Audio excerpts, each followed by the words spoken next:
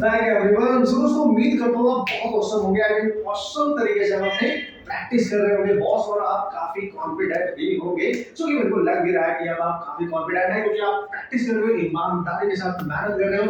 Lot of practice करने के बाद जो कॉन्फिडेंस आता है उसकी फीलिंग अलग होती है। सारे कंसेप्ट, सारे चैप्टर्स आप अच्छे से रिवाइज भी कर रहे होंगे, ऐसी मैं उम्मीद लेके चल रहा हूँ, आपके ऊपर भरोसा कर रहा हूँ।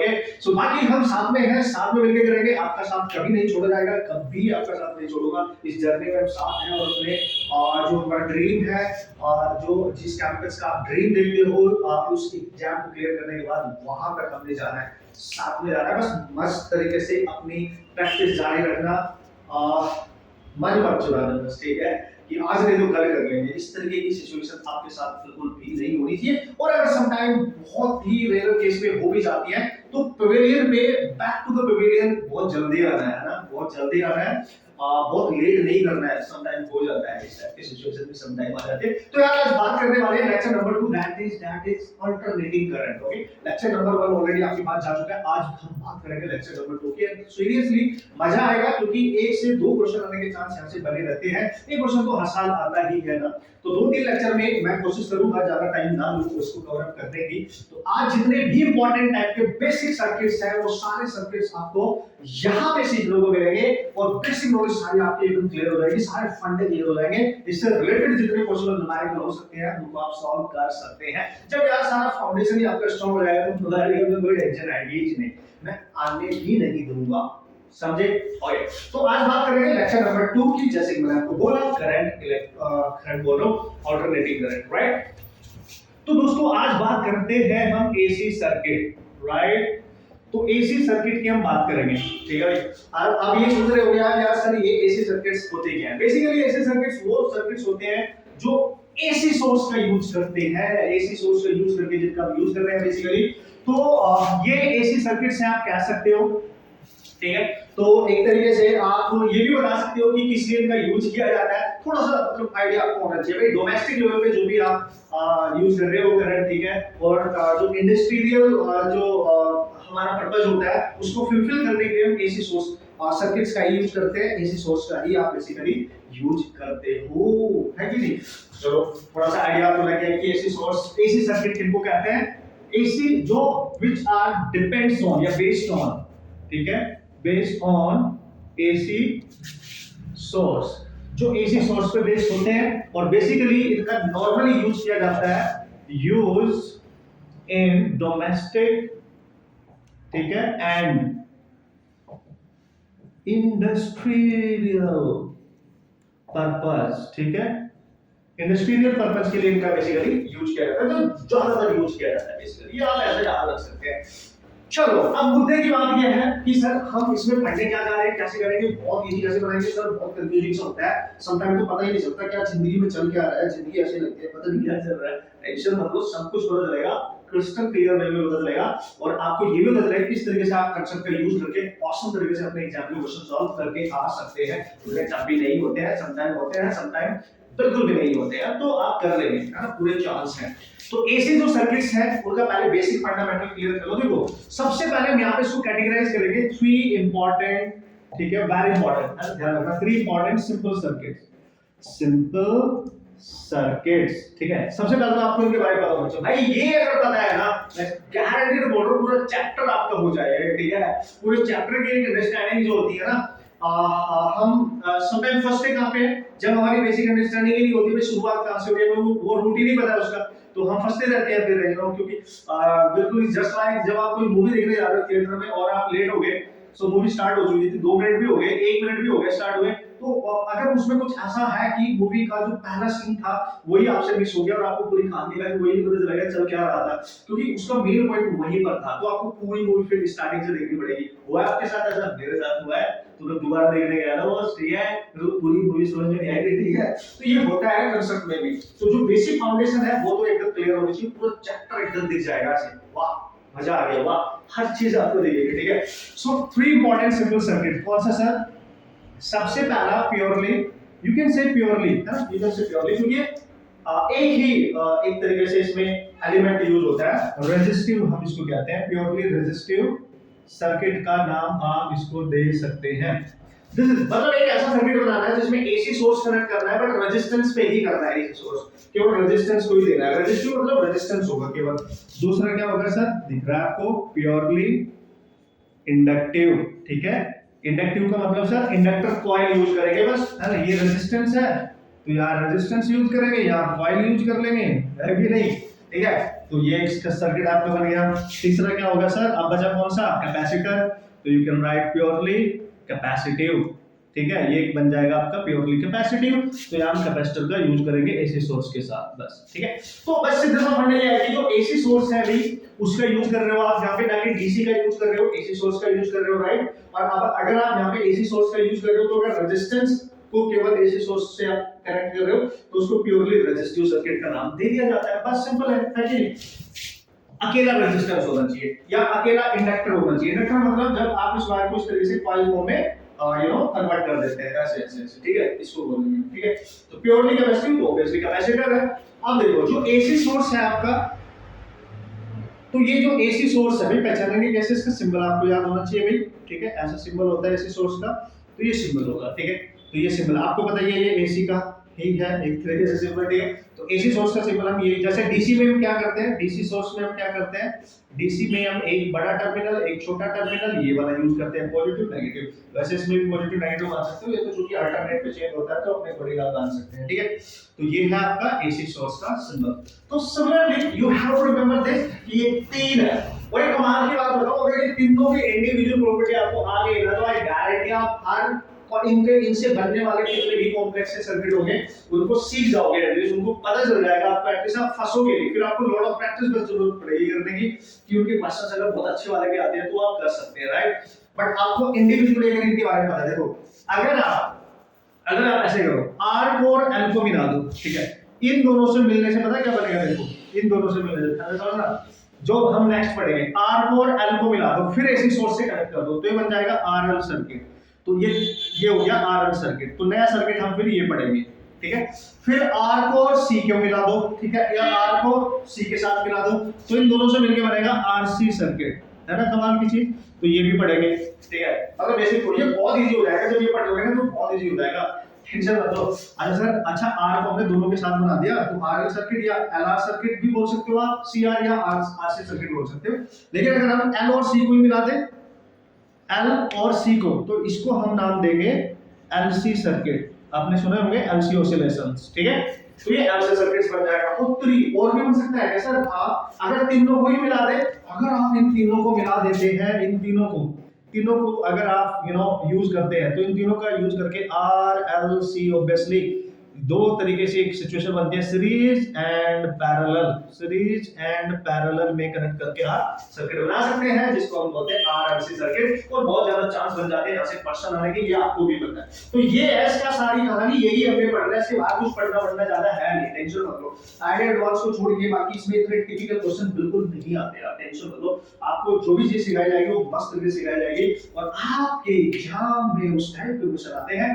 दैट्स व्हाई जो आपका नीट है, जो जेईई मेंस है, जो हमारा मेन टारगेट है, उस पे क्वेश्चंस आप 100% सॉल्व करके आएंगे 100%, राइट। अब आगे बढ़ते हैं, बेसिक जानकारी हमने ले ली है, अब इंडिविजुअली इसको फोड़ते हैं, फाइट करते हैं इनके साथ। और मैं आपको फिर बोल रहा हूं, फर्स्ट सेकंड थर्ड ये तीनों को सीख लो, इनके बेसिक प्रॉपर्टी सीख लो, इनके फेजर डायग्राम को सीख लो, किस तरीके से बनाते हैं, इक्वेशन क्या है, रिजल्ट क्या है, ये सब अपने आप बनेंगे। फिर ये सब ऐसे ऐसे ऐसे अब आगे, ठीक है ना, वो डरेंगे तुमसे, राइट। चलो स्टार्ट करते हैं। भाई इसको इंडिविजुअली सबको देख लेते हैं, और जल्दी से बहुत ज्यादा डिटेल एनालिसिस तो हम नहीं करेंगे, हम उनका मोस्टली रिजल्ट का यूज करेंगे। एक मैं आपको समझाता हूं, थोड़ा सा आपको तरीका पता चल जाएगा कि किस तरीके से कंडीशन काम कर रही है, वेरी इंपॉर्टेंट है, राइट। बाकी आपको सबकी कंडीशनली कंडीशन पता होनी चाहिए। तो दो मैं यहीं पे डिस्कस कर लूंगा, दो सर्किट तो आपके यहीं पे आ जाएंगे, ठीक है। पहला सर्किट होगा आपका प्योरली, ठीक है, रेजिस्टिव। सब कुछ पता होना चाहिए, इसमें जितनी भी पॉसिबिलिटी है ना, वैसे एक ही करते हैं हम, दो क्यों करेंगे पेज पे, एक पेज पे एक ही करेंगे। इसके जितने भी इंपॉर्टेंट चीजें हो सकते हैं वो सब हम अभी देख लेंगे। तो देखो भाई, एक रेजिस्टेंस ले लेंगे, ठीक है सर, और इस रेजिस्टेंस के ये टर्मिनल है, ठीक है, ये रेजिस्टेंस इसका R है, लेट्स सी। इसको एक AC सोर्स से कनेक्ट करेंगे। AC सोर्स हमने अभी देखा है, ऐसे लिखते हैं, ये रहा। और जो AC सोर्स है, ठीक है, तो इसका जो वोल्टेज होता है वो कांस्टेंट तो है नहीं, ठीक है। तो इसका जो वोल्टेज है V, ये होता है इसकी maximum value into sine of omega T, sinusoidal varying. याद करो, तभी तो अल्टरनेटिंग है, साइनोसॉइडल अल्टरनेटिंग वोल्टेज हम लेते हैं। ध्यान रखना वैसे, क्योंकि डोमेस्टिक लेवल पे यही यूज किया जाता है, ठीक है, हम यही यूज कर रहे हैं जो इस साइन के अकॉर्डिंग वैरी करता है। तो याद रखना ये जो एसी सोर्स है इस पे जो वोल्टेज होता है उसकी वैल्यू होती है V naught sin omega T, और मेरे को बताने की कोई जरूरत नहीं होनी चाहिए कि V नॉट क्या है, that is the peak value, the maximum value of this voltage, this is the instantaneous voltage जो टाइम के अकॉर्डिंग चेंज हो रहा है, omega is the angular frequency, right right and right, ये आपको समझ में आना चाहिए, ठीक है। ओके सर, अगर आपने ये वोल्टेज इसके मान लीजिए प्लस है माइनस है, तो सपोज करो करंट ऐसे जा रही है, ऐसे जब ये करंट इसमें जाएगी रेजिस्टेंस के अक्रॉस कुछ पोटेंशियल ड्रॉप होगा, जो पोटेंशियल इसके टर्मिनल्स के अक्रॉस ड्रॉप होगा, लेट्स से उसके नाम से उसको VR लिख देंगे, लेट्स से हमने लिख दिया कि इसके अक्रॉस इतना पोटेंशियल ड्रॉप हो रहा है। तो पता है क्या है, हमें बस ये रिलेशन देना है कि ये जो एसी सोर्स है जो करंट सप्लाई कर रहा है, बेसिकली ये करंट, देखो वोल्टेज अगर है V naught sin omega t, तो जो करंट निकल के आएगी जो इस रेजिस्टेंस में जाएगी वो इस वोल्टेज के रिस्पेक्ट में कैसे वैरी करेगी, उसके फेज में या उससे आगे या उससे पीछे, किस तरीके से वैरी करेगी, ये आपको सिखाना है, ये आपको सिखाना है। और चूंकि रेजिस्टेंस है इसमें करंट जा रही है, ठीक है ना, इसमें करंट जा रही है, तो आप बहुत क्लियरली यहां पे देख सकते हैं कि इस करंट को आप कैसे निकाल सकते हो। देखो इस करंट को आप निकाल सकते हो I equal to this V और बाय दिस R, निकाल सकते हो कि नहीं, क्योंकि जब आप इसमें यूज करोगे अपना केबल वगैरह या डायरेक्टली देख सकते हो आप, यही बनेगा बस, है ना, कितना वोल्टेज अप्लाई किया और क्या रेजिस्टेंस है। तो ये करंट निकालने के लिए आप क्या करेंगे, V कितना है, देखो V naught sin of omega T over R, तो आप देख पा रहे हो यहाँ पे V नॉट यानी मैक्सिमम वोल्टेज यानी peak value divide by resistance, तो वोल्टेज अपॉन रेजिस्टेंस क्या होता है, करंट होती है, क्योंकि यहाँ वोल्टेज इंस्टेंटेनियस, ये इंस्टेंटेनियस करंट साइनसॉइडल में जो वैरी कर रही है, ठीक है, यहाँ मैक्सिमम वोल्टेज है तो V नॉट बाय R को हम I नॉट लिख सकते हैं, and this is sin omega T, ये बन गई इसकी करंट। मतलब जब कोई एसी सोर्स करंट सप्लाई कर रहा है किसी रेजिस्टेंस को केवल, तो उसमें जो करंट जा रही है वो ये होगी, उसकी इक्वेशन ये होगी, ठीक है, केवल वो I ही होगी, क्योंकि ये DC नहीं है, डायरेक्ट नहीं है ना, ये AC है, अल्टरनेटिंग जो चेंज हो रही है, और जैसा वोल्टेज अप्लाई किया था आपने साइनसॉइडल अल्टरनेटिंग, ऐसा वोल्टेज था ऐसे ऐसे, ठीक है, वैसे ही करंट बनी, देखो सेम sin ओमेगा टी, बस यहाँ V नॉट है, यहाँ I नॉट है, यहाँ sin ओमेगा टी, यहाँ पे भी sin omega T, omega T के साथ प्लस माइनस में कुछ भी नहीं है, जब कुछ भी रहा हो इसका मतलब क्या है, this is your current, this is your instantaneous current which depends upon time, this is the peak value of this current, है ना, ये अब हम सब कुछ सीख चुके हैं बॉस, इतना पढ़ तो क्लियर हो गया होगा। अब इससे आपको पता क्या चल रहा है, इससे आपको पता चल रहा है कि भाई इस सर्किट को हम कहते हैं प्योरली रेजिस्टिव सर्किट, ठीक है, ठीक है ना, तो इसका रेजिस्टेंस R है, तो इसकी करंट की इक्वेशन ये है, और सेम है, देखो सिमिलर इक्वेशन है ना, V equal to V naught sin omega t, I equal to I naught sin omega t, इसका मतलब समझते हो आप कि इसका भी फ्रीक्वेंसी ओमेगा टी के साथ, ओमेगा ही है, इसकी फ्रीक्वेंसी ओमेगा है, टाइम टी है, और कोई फेज डिफरेंस यहाँ पे देखने को नहीं मिल रहा है, इसका मतलब there is no phase difference, यहाँ कोई फेज डिफरेंस नहीं है, मतलब डेल्टा फाई की वैल्यू 0 है, इनके बीच में कोई फेज डिफरेंस नहीं है, जैसे जिस फेज में आपका वोल्टेज है उसी फेज में आपकी करंट जा रही है, उसी साइमल्टेनियसली उसके साथ वो चल रही है। कैसे सर, मतलब पता नहीं चल रहा है क्या चक्कर, जिंदगी में चक्कर क्या है, बताऊंगा, टेंशन मत लो, ठीक है। पहले तो ये सुनो कि अगर आपसे पीक करंट पूछ बैठे तो आप हमेशा निकालेंगे पीक वोल्टेज अपॉन रेजिस्टेंस से, ये पहले तो ये देखो, ठीक है, क्लियर हुआ, यस, अब देखो ध्यान से, ठीक है, अब इसका जो रेजिस्टेंस है, ये रेजिस्टेंस है, ये इसकी ओमेगा पे डिपेंड नहीं कर रहा, कांस्टेंट है वो, ओमेगा को अगर चेंज भी करोगे तो R पे कोई फर्क नहीं पड़ेगा, क्योंकि ये केवल देख सकते हो आप यहाँ पे रेजिस्टेंस जो है इसी की प्रॉपर्टी पे डिपेंड कर रहा है, ये ओमेगा के अकॉर्डिंग चेंज नहीं होगा, कांस्टेंट ही रहने वाला है, ठीक है। अगर आप ग्राफ भी बनाओगे तो हम जो बनाएंगे भी लास्ट में, पहले हम तो फेज के अकॉर्डिंग देखते हैं। तो मैंने देखा आपने V अप्लाई किया, V naught sin omega T, और हमें करंट भी बिल्कुल वैसे ही मिल गई, I naught sin of omega T. देखो भाई एक बार आपका सब बेसिक फंडामेंटल क्लियर हो गया था, मैं सच्ची बात कर रहा हूँ, कोई भी सर्किट आपके दिमाग में इस तरीके से बस जाएगा तो उसके क्वेश्चंस आप इजीली सॉल्व करके आ सकते हो, बहुत प्यार से छोड़ दे, फॉर्मूला बेस्ड क्वेश्चन आ जाते हैं, बस कैलकुलेशन का ध्यान रखना है। देखो कैसे, देखो यहाँ पे भी sin ओमेगा टी, यहाँ पे भी sin, ऐसा नहीं होना चाहिए कि I कुछ ऐसी आ गई, I naught sin of omega t तो है, लेकिन उसके प्लस में या माइनस में कुछ और वैल्यू आ गई, ठीक है, कुछ और वैल्यू, अगर I इस तरीके से आ गई कि ओमेगा टी, देखो यार अगर वोल्टेज में केवल ओमेगा टी है और साइन में ओमेगा टी से ज्यादा कुछ वैल्यू आ गई, इसको फाई को कहते हैं इसका फेज एंगल। ठीक है, ठीक है, इसका फेज एंगल जो होगा तो प्लस है, तो मतलब करंट अगर ओमेगा टी प्लस समथिंग आया, एंगल प्लस में आया, तो ये लीडिंग क्वांटिटी कहलाती है, लीडिंग, इसको लीडिंग क्वांटिटी कहते हैं। और अगर माइनस में आया तो उसको लैगिंग क्वांटिटी कहते हैं, मतलब ये वोल्टेज से पीछे जा रही होगी, लैगिंग। ठीक, मतलब अगर आई नॉट की वैल्यू इस तरीके से आती कि ओमेगा टी प्लस समथिंग, मान ले कोई एंगल है पाई बाय 2 90 डिग्री है, तो यहाँ पे केवल ओमेगा टी है, यहाँ पे 90, यहाँ पे ओमेगा टी में प्लस में 90 है, तो मतलब करंट होगी लीडिंग क्वांटिटी, मतलब वोल्टेज से आगे चल रही होगी। कैसे, वो सब बताऊंगा ग्राफ में। लेकिन यहाँ पे ऐसा कुछ भी नहीं है, देखो यहाँ पे इसको आप जीरो मान सकते हो, तो इनके बीच का फेज डिफरेंस जीरो है। तो इसका मतलब होता है अगर इसका आप वेव डायग्राम देखोगे, ठीक है, वेव डायग्राम बना दो इसका, वेव डायग्राम तीनों बराबर टेंशन होगी, ठीक है।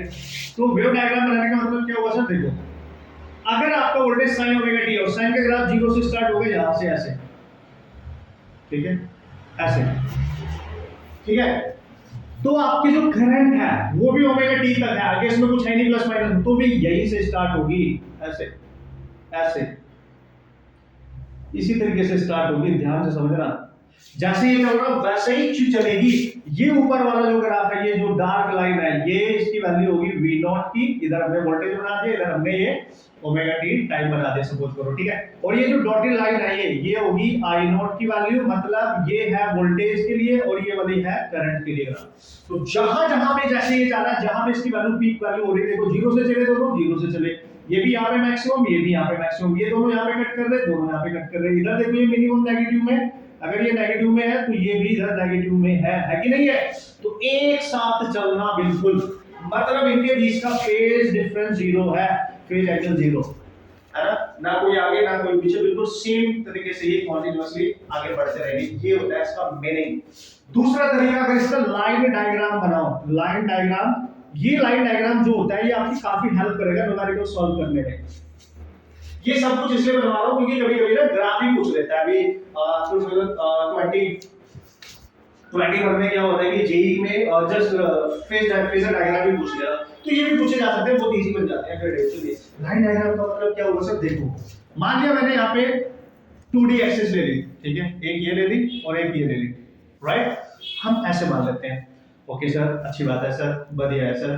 तो जो एक्स एक्सिस है, सपोज करो उस एक्सिस पे आपने अपने ये एक्स एक्सिस है, मान लिया ये वाई एक्सिस है, मैं ऐसे रेफरेंस पॉइंट मान के चल रहा हूं, तो आप किस तरीके से डिनोट करने वाले हैं, देखो ये, तो अगर ये केवल रेजिस्टेंस वाला सर्किट है, मतलब आपने केवल एसी को रेजिस्टेंस को अप्लाई करा है, तो इसका जो वोल्टेज है, अगर मैं यहाँ पे डिनोट करूं, करंट को यहाँ पे डिनोट करूं, तो हमें पता है इसका वोल्टेज और इसकी करंट एक साथ साथ चल रहे हैं। इस एक्सिस पे अगर आपकी करंट है तो उसका वोल्टेज भी इसी एक्सिस पे होना चाहिए, इसका वोल्टेज भी वीआर इसी एक्सिस पे होना चाहिए। करंट अगर इस एक्सिस पे है तो वोल्टेज भी इसी एक्सिस पे होना चाहिए। और जब दो वेक्टर देख लो आप एक तरीके से, तो ये वीआर और करंट अगर एक ही डायरेक्शन में एक ही लाइन पे मैंने यहाँ पे इसको बना दिया है, इसका मतलब होता है ये दोनों एक ही डायरेक्शन में एक ही लाइन पे, मतलब इनके बीच का एंगल है ही नहीं, जीरो है, इनके बीच का एंगल जीरो है, तो इनको एक ही लाइन पे एक ही डायरेक्शन में इस तरीके से बनाया जा सकता है। ये है इनको लिखने का तरीका, लाइन डायग्राम कर देते हैं एक तरीके से इसको, राइट। तो याद रखना इसको, ये बहुत काम आएगा, ये बहुत इजी बना देगा आपकी कैलकुलेशन। अब दोस्तों एक उसको हम बोलते हैं फेजर डायग्राम। फेजर डायग्राम आप ऐसे भी समझ सकते हो, देखो फेजर डायग्राम को आप ऐसे ये पूछ लिया जाता है, नहीं ये सब कुछ पता होना चाहिए हमें, मतलब काम सबसे ज्यादा मैं इसका यूज करूंगा, ठीक है। ये अगर पूछेगा तो बना के सब कुछ दूंगा आपको, ये भी बना के दूंगा, ये भी सब कुछ दूंगा। देखो ये अगर क्लियर हो गया ना, मैं बोल रहा हूँ हर चीज क्लियर हो गया आपको, मैं गारंटी दे रहा हूँ, बस पेशेंस रखो। आ जाओ इधर आ जाओ। तो फिर आपने फिर से बनाया सर, ये एक्स एक्सिस मान ली, ये वाई एक्सिस। तो फेजर का मतलब क्या होता है, देखो फेजर का मतलब जो वोल्टेज था V naught sine omega t, sine omega t का मतलब होता है ये एंगल होता है थीटा। साइन ओमेगा टी का मतलब क्या होता है, ये थीटा होता है, एंगल ओमेगा टी, ठीक है भाई एंगुलर वेलोसिटी क्या होती है, थीटा अपॉन टाइम, यानी एंगुलर डिस्प्लेसमेंट अपॉन टाइम। तो थीटा क्या है यहाँ पे, एंगल है, ये एंगुलर डिस्प्लेसमेंट एक तरीके से ओमेगा टी। तो अगर ये एक्स एक्सिस है और कोई लाइन इस एक्सिस के साथ कुछ एंगल बना रही है, ये है, तो ये थीटा है, इसी को लिखेंगे ओमेगा टी, ठीक है। तो आपने देखा कि भाई v में भी ओमेगा टी है केवल, तो इसी लाइन पे आप बना दोगे v, ठीक है। और आपने देखा करंट में भी केवल ओमेगा टी ही आया इस सिचुएशन में, तो इसी लाइन पे बना दोगे आप करंट। समझिए आप। तो इससे पता चल रहा है कि अगर सेम लाइन पे देखो ये दोनों लाइन, ये लाइन एक्स एक्सिस के साथ जो एंगल बना रही है वो ओमेगा टी है, तो ओमेगा टी तो करंट भी बना रही है, वोल्टेज भी बना रही है, प्लस माइनस में तो कुछ है ही नहीं, इसलिए दोनों इसी लाइन पे आ जाएंगे, ये करंट और इससे आगे ये वोल्टेज। आप देख सकते हैं एक ही लाइन पे है, मतलब एक ही लाइन पे है दोनों, तो कह सकते हो phi इक्वल टू 0 और ये दोनों एक्स एक्सिस के साथ जो एंगल बना रहे हैं दैट इज ओमेगा टी। इस तरीके से रिप्रेजेंट करने को कह देते हैं, ओमेगा टी के साथ लिखने को कह देते हैं एक तरीके से फेजर डायग्राम। समझ गए होंगे, फेजर डायग्राम क्लियर है। तो ये सारी बातें आपको क्लियर पता होनी चाहिए बॉस, ये सारी बातें बहुत इंपॉर्टेंट है जो आपको पता होनी चाहिए। और यहाँ पे जब प्योरली रेजिस्टिव सर्किट हो, जो रेजिस्टेंस है it doesn't depend upon angular frequency, ये ओमेगा पे डिपेंड नहीं कर रहा है। मतलब अगर आपसे ग्राफ पूछा जाए कि रेजिस्टेंस क्या ओमेगा के अकॉर्डिंग चेंज हो रहा है, नहीं, आप कांस्टेंट लाइन बना के आएंगे, ऐसे इंपॉर्टेंट ग्राफ है, पूछा जा सकता है, ठीक है। रेजिस्टेंस और ओमेगा में जो रिलेशनशिप है देखो, कांस्टेंट लाइन है, this line is parallel to this, omega change करते जाओ रेजिस्टेंस चेंज ही नहीं होगा, रेजिस्टेंस चेंज ही नहीं होगा। मतलब प्योरली रेजिस्टिव सर्किट का रेजिस्टेंस कभी ओमेगा के अकॉर्डिंग चेंज नहीं होता। अगर आप अपनी एसी की फ्रीक्वेंसी चेंज कर रहे हो तो आर पे कोई फर्क नहीं पड़ेगा। समझ में आ गया, ये है सारा बेसिक। एक बात समझिए, अरे भाई बता रहा हूं मचा डालोगे, ठीक है, ठीक है, हर चीज आपकी क्लियर हो जाएगी, है ना, मस्त तरीके से। तो देख लो आपके सामने है सब कुछ क्लियर हुआ, इसमें डिफरेंस, इसमें डिफरेंस, इसमें difference, done done done done done done. अब बताने वाले हूं आपको नेक्स्ट। तो एक हमने बहुत डिटेल में देख लिया, अब जल्दी जल्दी से हम देखेंगे। अब आपको थोड़ा सा रिलेट करके जब आप चलोगे तो आपको हर चीज क्लियर होने लगेगी। अब हम बात करेंगे प्योरली इंडक्टिव। जब तक ये तीन बात आप नहीं कर रहे थे, आगे आप न्यूमेरिकल की बारे में सोच भी नहीं सकते, ठीक है ना। तो ये तीन चीजें पहले आपने बिल्कुल अपने माइंड में सेट करके रखा है। न्यूमेरिकल की टेंशन मत लो आप, ठीक है, न्यूमेरिकल आप कर लेंगे, बस एक बार फंडा तो क्लियर कर लो। तो ये सब बात करते हैं इंडक्टिव सर्किट की, मजा आएगा। इंडक्टिव सर्किट को आप बहुत इजीली आप समझ पाएंगे, यूज कैसे करना है ये मैं आपको सब कुछ सिखाने वाला हूं। उसमें क्या क्या मेन पॉइंट है सब कुछ सिखाना है, जैसे अभी हमने देखा है, ठीक है। तो एकदम क्लियर हुआ होगा, उम्मीद कर रहा हूं मैं एकदम क्लियर हुआ होगा, ठीक है। अब हम बात करते हैं दूसरे सर्किट की, that is purely inductive, right. देखो भाई ये इतना पेशेंस आपको रखना पड़ेगा, राइट, क्योंकि तभी आगे की जर्नी आपके आसान होगी। फिर बिल्कुल भी टाइम लगेगा ही नहीं, लेकिन ये आना आएगा तो मजा आ जाएगा, ठीक है। प्योरली इंडक्टिव है तो एक इंडक्टर कॉइल ले लो, बस आप इंडक्टर कॉइल ले लेते हैं ना सर। तो आप क्या करेंगे, अगर आपने इंडक्टर कॉइल ली तो एक एसी सोर्स के साथ इसको कनेक्ट कर दोगे, और ये आपने कनेक्ट कर दिया, वाह तालियां। तो ये इंडक्टर कॉइल का जो एल है, एल बोलते हैं इसको, अभी सेल्फ इंडक्टेंस कोएफिशिएंट आप कह सकते हैं। तो ये इसका सेल्फ इंडक्शन कोएफिशिएंट आप कह सकते हैं, ठीक है। सेल्फ इंडक्शन कोएफिशिएंट ये कैसे, जैसे रजिस्टर का रेजिस्टेंस होता है वैसे ही इंडक्टर का ये एल होता है, समझे, ये तो बताइए हमें। तो इसका वोल्टेज कितना अप्लाई करेंगे sir, v naught sin of omega t करेंगे सर। तो इसको अगर प्लस माइनस मान लो तो इधर से करंट जाएगी, बिल्कुल। ये करंट इसमें जा रही है, इंक्रीज करते हो, जब करंट इसमें जाती है तो ये कॉइल है ना, ये कॉइल के पास एक खास प्रॉपर्टी है कि इसमें आने वाली करंट की अपोज करता है, जिसकी वजह से इसके अक्रॉस भी एक वोल्टेज ड्रॉप हो जाता, इंड्यूस हो जाता है, जिसको हम VL के नाम से बोलेंगे, और इसको हम स्मॉल e भी कह सकते हैं, जिसको बोलते हैं इंड्यूस्ड EMF। इंड्यूस्ड EMF के नाम से जाना जाता है, ठीक है, इंड्यूस्ड EMF। ये जो करंट इधर से सोर्स भेज रहा है, इसका अपोज करने के लिए करंट ये बना लेता है इसके अपोजिट, ठीक है। तो ये जो इंडक्टर कॉइल है, बेसिकली जब कोई इंक्रीजिंग करंट किसी कॉइल में एंटर करती है तो इंडक्टर कॉइल उसका अपोज करने के लिए इसके अपोजिट एक करंट बनाएगा, तो ये बैटरी की तरह काम करता है। मतलब इस सर्किट को मैं ऐसे बना सकता हूं। अब just for your better understanding, circuit तो यही है, ये जो कॉइल है, अगर देखो करंट इधर से आ रही है ओरिजिनली, तो ये कॉइल का रूप हटा के दूसरा रूप ले लेगी, आपके सामने आगे खड़ी हो जाएगी, क्योंकि इसने आपको रोकना आगे जाने से। तो बैटरी बन जाएगी, और बैटरी ऐसी बनेगी कि बैटरी का पॉजिटिव टर्मिनल आपकी करंट के इधर होगा, देखो आपकी अपोजिट, तो इधर से इसकी करंट निकलेगी, उसको इंड्यूस्ड करंट कहते हैं। तो ये कॉइल जो है वो एक बैटरी का रूप ले लेती है, और यहाँ पे एक तरीके से आपने AC यहाँ पे लगा रखा है, ठीक है, प्लस माइनस। तो अगर आप KVL यूज करोगे, इसका जो EMF होगा दैट इज E, या इसके अक्रॉस जो वोल्टेज होगा उसको मैंने लिखा है VL, ठीक है, वो आप बहुत इजीली निकाल सकते हो। देखो अगर आप KVL यूज करो, यहां से चलो, KVL तो आप सबने करंट इलेक्ट्रिसिटी में सीख रखा है। सपोज करो आप यहां से स्टार्ट कर रहे हो, तो आप इधर जा रहे हो, तो जब बैटरी मिलती है रास्ते में तो प्लस से माइनस टर्मिनल पे जा रहे हो। तो जब आप इस पॉइंट से A पॉइंट से इस बी पॉइंट की तरफ जा रहे हो, तो ए से जब इधर जा रहे हो, तो जैसे जैसे हम आगे बढ़ते हैं तो बैटरी का टर्मिनल मिला प्लस और जा रहे हो माइनस पे, तो जिस पे जाते हैं उसी का साइन लेते हैं यहाँ पे माइनस वी एल, ठीक है। फिर यहां से निकल के आ जाएंगे वापस। अब देखो यहाँ पे एसी सोर्स का आपको पहले नेगेटिव साइन मिल रहा है, फिर आप जा रहे हो पॉजिटिव पे, तो यहाँ प्लस लेंगे और यहाँ पता v equal to sine of omega t, तो प्लस v लेंगे। एंड जब यहाँ से निकल के वापस ए पे जाओगे तो ए पे जाते ही जीरो। केवीएल यही तो कहता था, net algebraic voltage must be equal to zero, यही तो कहता था। होप्स आप समझ गए होंगे कहानी क्या है इसकी, ठीक है। तो यहां से जब आप v इक्वल टू लिखेंगे vn और v का वैल्यू हमें पता है ये रहा v naught sin omega t, ये मैंने समझा दिया, दूसरा बिल्कुल भी नहीं, अब डायरेक्ट बताऊंगा सारी चीजें, ठीक है। थोड़ा सा वो बनता है ना वो समझना।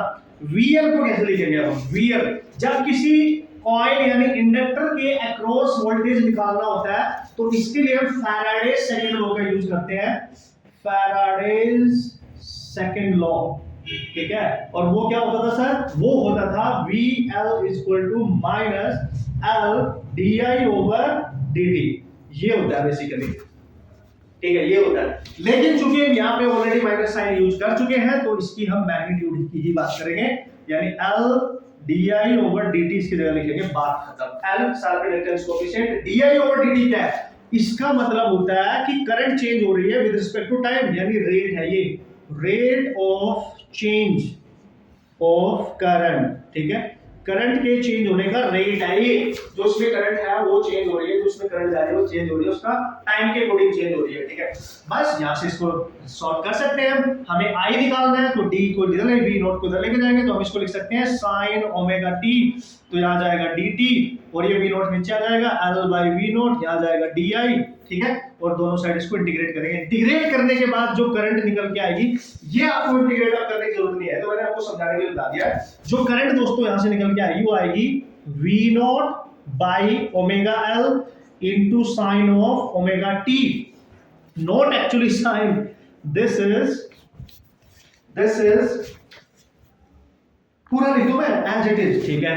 sin of omega t minus pi by 2 ये आएगा, ठीक है। ये लिख दिया मैंने पूरी इक्वेशन, ये आएगी आपकी इक्वेशन। आपको जो याद रखना है बेसिकली वो ये याद रखना, वेरी वेरी वेरी इंपॉर्टेंट। तो यहां से इसका मीनिंग क्या है, इसका मीनिंग देखो, यहां से सॉल्व करने के बाद ये आएगा। अब इसको और आगे बढ़ाते हैं, I equal to V naught, देखो जब रेजिस्टेंस था तो वी नोट के नीचे केवल R था, अब की बार ओमेगा इंटू L है, इसका मीनिंग क्या है सब कुछ बताऊंगा। साइन ओमेगा टी के साथ माइनस में पाई बाय 2 है, यानी 90 डिग्री, 90 डिग्री, यानी ओमेगा टी में से 90 डिग्री कम है ये वैल्यू, ठीक है। ओमेगा टी माइनस है, माइनस का मतलब ऑलरेडी बता दो, जब भी ओमेगा टी के बाद माइनस का साइन होगा तो करंट लैगिंग क्वांटिटी मानी जाएगी, मतलब करंट पीछे चल रही है वोल्टेज से, क्योंकि वोल्टेज है v naught sin omega T और करंट आ रही है omega T minus pi by 2, ठीक है, sin omega T minus pi by 2। तो देखो ये जो वैल्यू है ना, ये v naught by this omega l, इस ओमेगा l को हम एक तरीके से कहते हैं इंडक्टर वाले सर्किट का रेजिस्टेंस, ठीक है। इंडक्टर वाले सर्किट का रेजिस्टेंस, इसीलिए इसको नाम दिया गया XL। और इसके रेजिस्टर को, जो इंडक्टर का रेजिस्टेंस है उसको रेजिस्टेंस नहीं कहते हम, डायरेक्टली डिफरेंशिएट करने के लिए हम इसको कहते हैं inductive reactance. This is called as inductive, ठीक है। क्योंकि इंडक्टर क्या है, रिएक्टेंस, नाम चेंज हुआ है रेजिस्टेंस ही, यूनिट भी ओम ही है, यूनिट भी ओम ही है, ठीक है। तो इसका मतलब यहां पे अगर मैं इसको बनाऊं, इसका मतलब I आपके पास आ गई V नॉट बाई दिस, यानी V not maximum voltage peak voltage by XL, इसका resistance into sine omega T, ठीक है, माइनस पाई बाय 2, ये आ गई। तो ये V नॉट बाई रेजिस्टेंस है, अगर तो इस पूरी वैल्यू को आप लिख सकते हैं इसकी पीक करंट, तो I को आप लिख सकते हैं I naught sine of omega T minus pi by 2। This is your final required equation. मैं इसको डायरेक्ट लिख सकता था, वैसे सारी कहानी भी समाप्त हो जाती, लेकिन आपको एक बार ये कंसेप्ट को सिखा दूंगा तो एटलीस्ट आपको फील आएगा कि मन में खुशी की लहरें जागेगी कि अच्छा ऐसे था, यस। एक बार बेसिक क्लियर हो गया तो मजा आ जाएगा, आपको चीजें खुद याद हो जाएंगी, खुद आप उनको समझदारी के साथ याद करना स्टार्ट करेंगे। तो I equal to I naught sin omega t minus pi by 2, ये इक्वेशन है। मेन मुद्दा ये हमारा, इससे ज्यादा उसमें करना नहीं था। अब यहाँ जो मेन बातें हैं उन पे फोकस करते हैं। आ जाओ जिंदगी में वापस आओ, ठीक है। कि नोट करके करेंगे। देखो जो मेन बातें हैं कि अगर आप इंडक्टर को एसी अप्लाई कर रहे हो, एसी का वोल्टेज है V not sine omega T. अब इस पे फोकस करना जो याद करो, क्योंकि यही है तुम्हारे लिए शानदार जबरदस्त जिंदाबाद।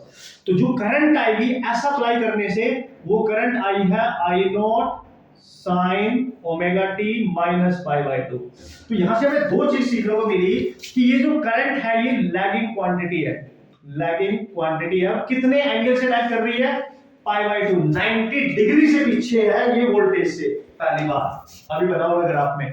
और आई नॉट की जो वैल्यू है, अगर आपसे पूछ ले कि पीक करंट बताओ कि इस इंडक्टर की जो मैक्सिमम करंट है इसमें वो बताओ, तो उसका मैक्सिमम वोल्टेज ले लेना और उसके रेजिस्टेंस से डिवाइड करना। और उसका रेजिस्टेंस अभी बताया मैंने XL होता है, और XL की जो वैल्यू है वो होती है ओमेगा L। ठीक है, मतलब सर मतलब ये हुआ, यहां पे आ जाओ, ये हो गया नोट नंबर 1। अब आते हैं नोट नंबर 2। मतलब जो एक्शन है वो है बहुत इंपॉर्टेंट है ये ओमेगा एल, और ये है इसका रेजिस्टेंस जिसको हम नाम देते हैं इंडक्टिव रिएक्टेंस। यूनिट ओम ही है, तो ये सेल्फ इंडक्टेंस कोएफिशिएंट। तो इसका जो रेजिस्टेंस है ना एक्सएल, जिसको हम रिएक्टेंस कहते हैं इंडक्टिव, वो डायरेक्टली प्रोपोर्शनल है देखो ओमेगा के। यानी इसका रेजिस्टेंस ओमेगा पे डिपेंड कर रहा है। अगर हम फ्रीक्वेंसी चेंज करेंगे इसकी एसी की, तो इसका जो रेजिस्टेंस है वो भी चेंज हो रहा है। लेकिन जो प्योरली रेजिस्टिव सर्किट था वहां पे ओमेगा का कोई फर्क नहीं पड़ रहा था, लेकिन यहां पड़ रहा है, वेरी इंपॉर्टेंट। तो इसका जो ग्राफ आप बना सकते हो, यहां पे बनाएंगे एक्सएल और यहां बनाएंगे ओमेगा। तो चूंकि डायरेक्टली प्रोपोर्शनल है, पावर 1 है फ्रीक्वेंसी की, तो स्ट्रेट लाइन ग्राफ बनेगा। वेरी इंपॉर्टेंट, पूछा जा सकता है। As you increase the frequency of AC, XL भी बढ़ेगा। अगर आप डिक्रीज करेंगे तो उसी रेशियो पे डिक्रीज करेगा।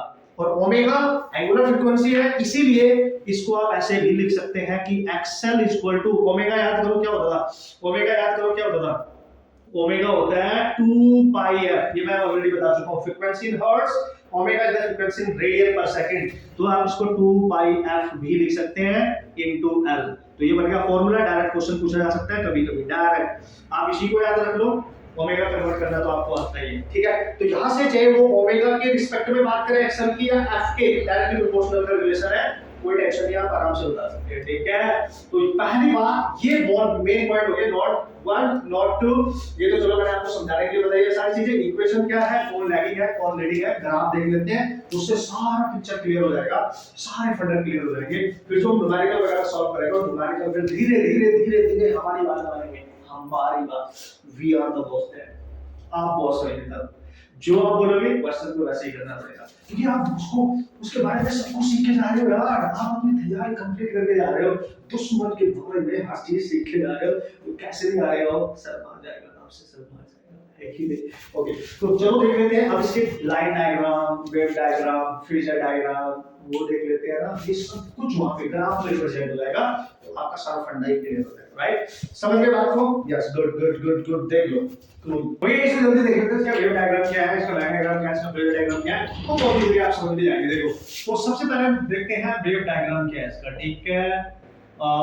वेव डायग्राम क्या है, मतलब जो साइनोसॉइडल वेव है यार, सीधी बात है, वेव डायग्राम मतलब ये है। देखो हमारे पास वोल्टेज कितना है, V naught sin omega t, तो करंट कितनी है sir, I naught sin omega t, लेकिन माइनस पाई बाय 2, 90 डिग्री पीछे चल रही है बेचारी। तो वो हम क्या करेंगे, हम ये करेंगे, ठीक है। तो देखो मान लिया ये वोल्टेज का ग्राफ है, ऐसे समझ गया आप, ये वोल्टेज है मान लिया, क्योंकि omega t sine omega T है, साइन का ग्राफ जब पावर 1 होती है तो ओरिजिन से स्टार्ट होगा। अब जो करंट है ना omega T minus pi by 2 है, ये माइनस पाई बाय 2 यानी ओमेगा टी से 90 डिग्री पीछे पीछे पीछे पीछे पीछे। तो ये ग्राफ यहां से स्टार्ट होगा ही नहीं, ये ग्राफ स्टार्ट होगा जहां पे इसकी पीक वैल्यू है, ये देखो ये यहां से स्टार्ट होगा।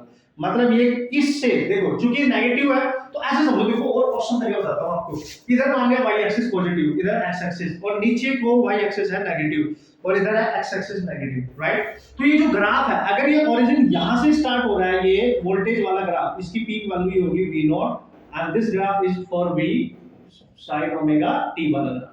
तो जो करंट का ग्राफ हो कहां से स्टार्ट होगा, अगर करंट के साथ ओमेगा टी में माइनस पाई बाय 2 है, तो वो इस ओरिजिन से नेगेटिव वाई एक्सिस की तरफ से स्टार्ट होगा, ऐसे समझो। क्योंकि यहाँ नेगेटिव है तो वो इससे नीचे से स्टार्ट होगा, ऐसे ऐसे कि ये इधर से आ रहा है, वैसे तो यहां से पास होना चाहिए, तो ऐसे होगा ऐसे, तो फिर यहां से चलेगा ऐसे, इस तरीके से, ठीक है, समझ गए होंगे आप मैं क्या कहना चाह रहा हूं। इस तरीके से चलेगा फिर इस तरीके से, ठीक है, इस तरीके से, ठीक है, ऐसे। तो ये ग्राफ है ये, और ये जो डिफरेंस आपको नजर आ रहा है ये यही है पाई बाय 2, ठीक है, पाई बाय 2 का डिफरेंस, ठीक है, पाई बाय 2 का ये डिफरेंस है। तो ये जो करंट मिल रही है that is for I naught, और ये जो ग्राफ आपने बनाया I naught sine omega T minus pi by 2 real, ठीक है। तो ये बिल्कुल क्लियर होना चाहिए आपको कि सर पता कैसे चलेगा कौन सा ग्राफ हो रहा है, कहां से स्टार्ट हो रहा है। तो बेसिकली ये ग्राफ नेगेटिव नीचे वाली एक्सिस से स्टार्ट होके उस पॉइंट से यहां से पास होगा जहां पे वोल्टेज की पीक वैल्यू वाला पॉइंट है। देखो ये इसको मिला दो यहां से पास, क्योंकि यहां पे इसकी वैल्यू 0 हो जाएगी। अगर मैं ओमेगा टी की जगह पाई बाय 2 लिख दूं तो पाई बाय 2 माइनस पाई बाय 2 0, तो sin 0 0, तो ये यहां 0 है, यहां पे 0 है, समझ गए बात। और ये ओरिजिन से लेके यहां तक का जो डिफरेंस है ये पाई बाय 2 है, बस ऐसे समझो, बस हो गया काम। और ये ग्राफ ये करंट का है, ये ऊपर वाला ग्राफ जो रेजिस्टेंस है ये वोल्टेज का है, ये हो गया इसका ये डायग्राम। अब तो समझ गए होंगे किस तरीके से डील करना है। ये हो गया पहला, ठीक है। दूसरा ग्राफ, दूसरा है आपका लाइन डायग्राम। ये तो आसान है, ठीक है, लाइन डायग्राम को आप बहुत इजीली कर सकते हो। वही एक्सिस बना दो, ये एक्स एक्सिस है, ये वाई एक्सिस है मान लिया आपके, ठीक है, इस तरीके से इजी रहेगा आपके लिए। तो सर हमने देखा कि इस केस में आप कह सकते हो कि जो करंट है हमारी वो 90 डिग्री पीछे है वोल्टेज से। तो हम अगर एक्स एक्सिस पे करंट बना दे, मान लिया एक्स एक्सिस पे आप करंट बना रहे हो, तो भाई अगर एक्स एक्सिस पे आप करंट बना रहे हो तो इसका मतलब ये हुआ कि वोल्टेज को उस एक्सिस पे बनाना पड़ेगा जो इस एक्सिस से 90 डिग्री आगे हो, ठीक है। एक ही बात है ना, देखो या तो बोलो देखो करंट पीछे है या बोलो वोल्टेज 90 डिग्री आगे है, एक ही बात है। तो मैं देखो एंटी क्लॉकवाइज चलो, मान लिया आपने चला एंटी क्लॉकवाइज में, तो आपको पता है करंट अगर यहां है तो इससे आगे तो इस एक्सिस पे होगा ना वोल्टेज, इधर होगा वोल्टेज इससे आगे, दैट इज VL इंडक्टर के केस में। और आप देख सकते हो एक्स एक्सिस पे अगर आपने करंट बनाया है, वाई एक्सिस पे पॉजिटिव वाई एक्सिस पे एक्चुअली VL बनाया है, तो ये इससे आगे 90 डिग्री आगे है, देखो इससे 90 डिग्री आगे है। तो ये बनेगा इसका लाइन डायग्राम, समझिए बात को, ये बनेगा इसका लाइन डायग्राम। इन दोनों के बीच में कितना फेज एंगल है, this is 5/2, this is 5/2 that is 90 degree, right. तो इस तरीके से बना सकते हो, ठीक है। ये इंपॉर्टेंट है, वो डिपेंड करेगा आपने करंट किस एक्सिस पे बनाई है, तो उससे आगे ही जाना है, क्योंकि वोल्टेज इससे 90 डिग्री आगे है, करंट नीचे। या आप वोल्टेज की साइड से देखोगे तो देखो वोल्टेज ऊपर है और करंट इधर है, तो वोल्टेज इधर है करंट इधर है, तो करंट उससे पीछे है 90 डिग्री से, देख सकते हो, ठीक है। तो ये हो गया तीसरा important phasor diagram, phasor diagram. इससे और क्लियर होगा, देखो इसमें क्या करोगे आप, ये है आपकी x एक्सिस और ये है आपकी y एक्सिस। तो मैंने क्या बोला था आपको, v naught sin omega t, तो ओमेगा t एंगल है थीटा, तो पहले ओरिजिन से इसकी लाइन बना दो, ये यहां पे बना दो v लिखो, या उसकी मैक्सिमम वैल्यू भी लिख सकते हो आप v नॉट, और ये कितना एंगल बना रहा है इसके साथ, दैट इज ओमेगा t, ठीक है। अब इसके रिस्पेक्ट में देखना है, क्योंकि जो वोल्टेज पहले तो आप वोल्टेज ही अप्लाई कर रहे हो ना, एसी वोल्टेज ही तो अप्लाई कर रहे हो, उसके रिस्पेक्ट में करंट आगे है पीछे है, भाई 90 डिग्री पीछे है। अगर करंट 90 डिग्री पीछे है तो ध्यान देना, अगर आप इधर वोल्टेज दे रहे हो तो इधर आप करंट बना सकते हो इस एक्सिस पे, ठीक है, इधर वोल्टेज इधर करंट। तो देखो इससे आगे इधर होगा, इससे पीछे इधर होगा, ठीक है। इस लाइन से अगर आप इधर जा रहे हो तो वो चीज आगे हो जाएगी, अगर इससे इधर जा रहे हो तो पीछे हो जाएगी।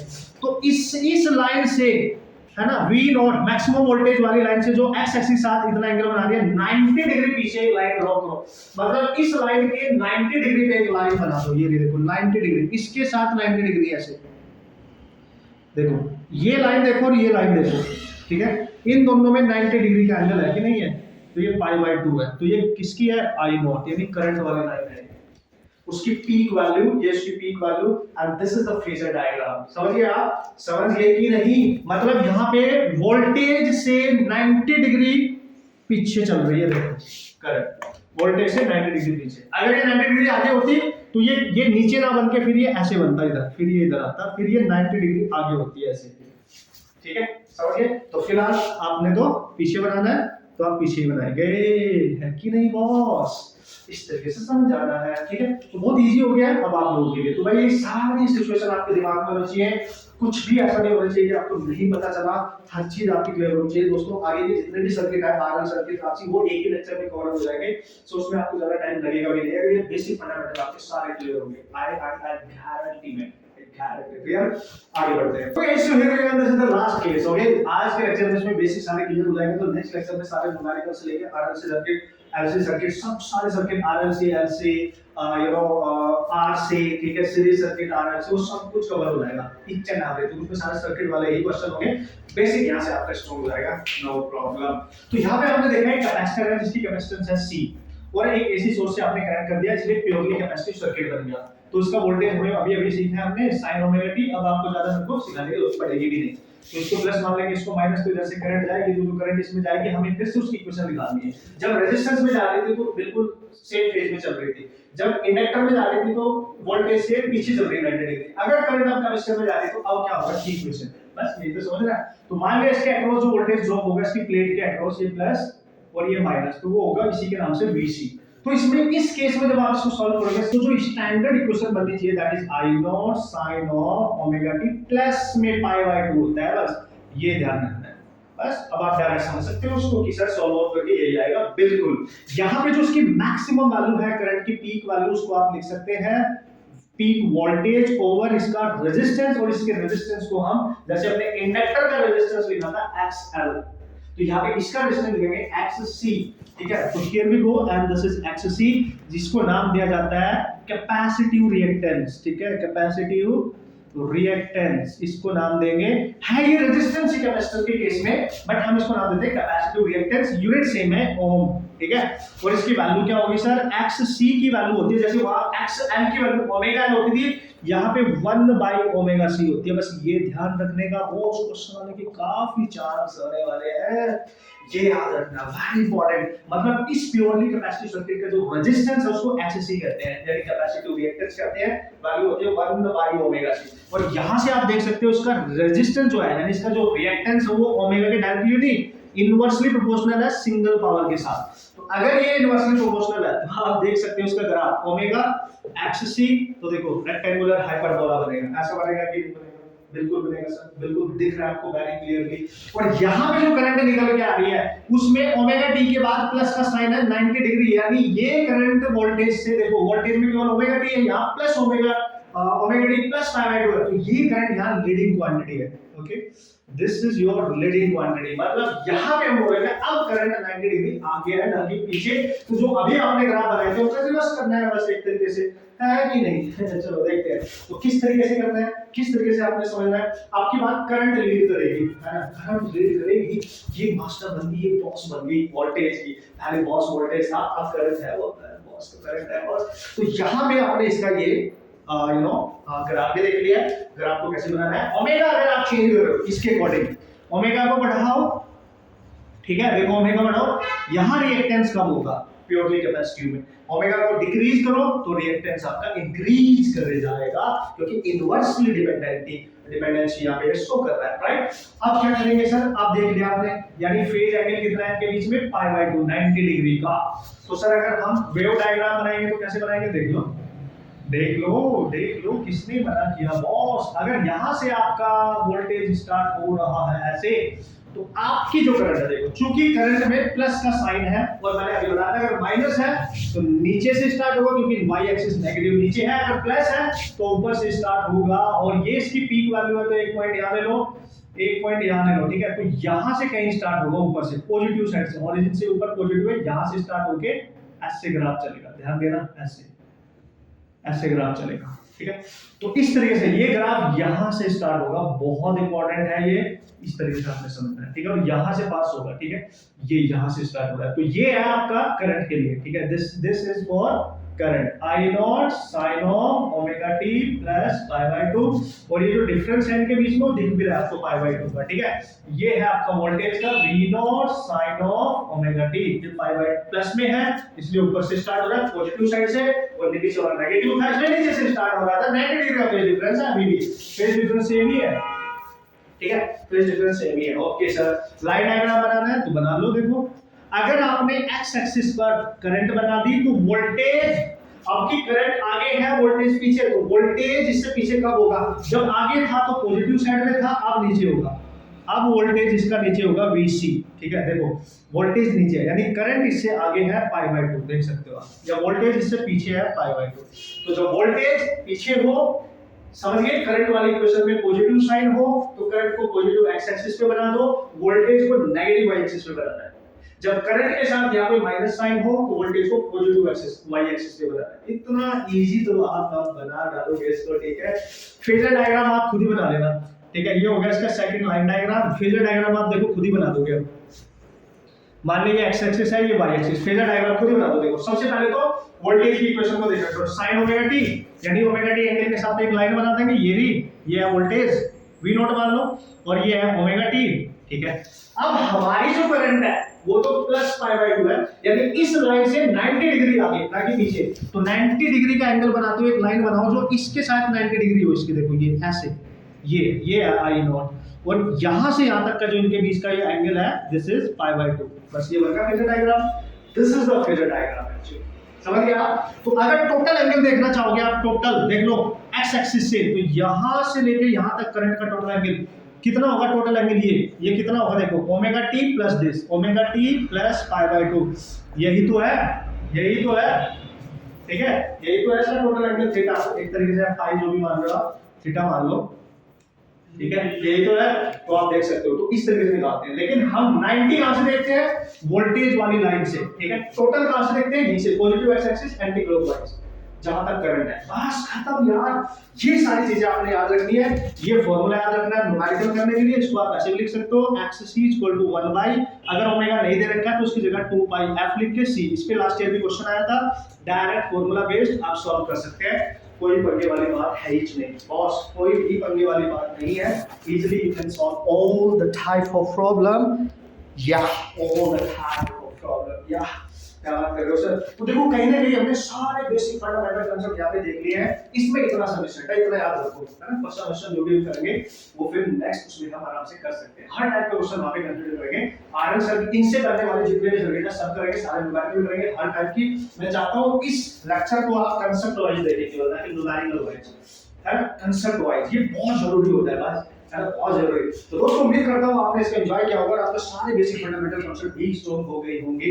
इसके रिगार्डिंग ग्राफ से लेके बेसिक सी चीजें सब कुछ आपका मस्त हो गया होगा। तो नेक्स्ट आने वाले लेक्चर आपको ऑसम फील देने वाले हैं और अपने न्यूमेरिकल भी सॉल्व करके आने वाले हैं, ठीक है। प्रैक्टिस कर लेना मस्त तरीके से, क्योंकि ये कांसेप्ट है, ठीक है। ये बहुत जरूरी था, क्योंकि बहुत बच्चों को डर लगता है इससे, ठीक है। समझ में ही नहीं आता, अब आएगा ना हर चीज समझ में आएगी, ठीक है। ओके गाइस, तो मजा आया आप लोगों से इंटरेक्ट करके। मस्त तरीके से प्रैक्टिस करते रहना, मेहनत करते रहना। कोई दिक्कत हुई तो मैं आपके साथ हूँ, मेरे को बताना जरूर, टेंशन नहीं लेने का, आप अकेले नहीं हो। Okay, and all the best.